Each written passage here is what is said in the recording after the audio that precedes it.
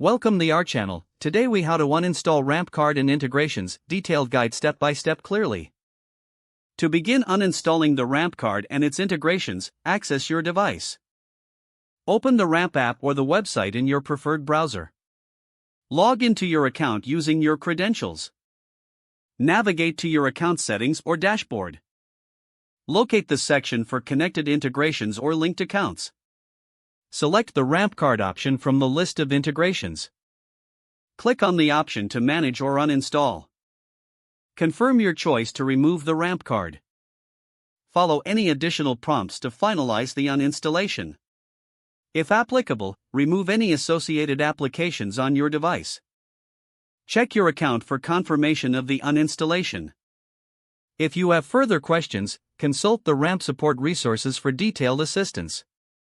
Ensure that all financial information is secured during this process. Once completed, you will no longer have access to ramp card services.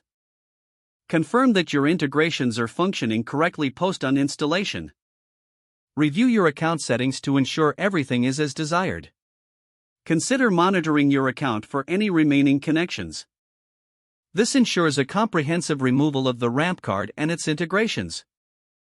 If the page does not load, refresh the browser or try again in a private or incognito window.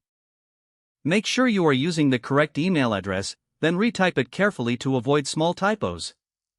If your password is not accepted, use the reset option and create a new strong password you can remember. Check your spam folder for verification or security emails, then complete any requested confirmation steps.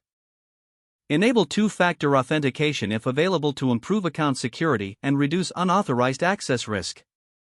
After signing in, review your profile details so your contact information and settings are accurate and current.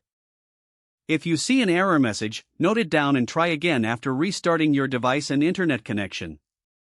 Log out when you finish, especially on shared devices, to keep your account and payment information secure. If the page does not load, refresh the browser or try again in a private or incognito window. Make sure you are using the correct email address, then retype it carefully to avoid small typos. Don't forget to like this video and subscribe to our channel for more step-by-step tech guides.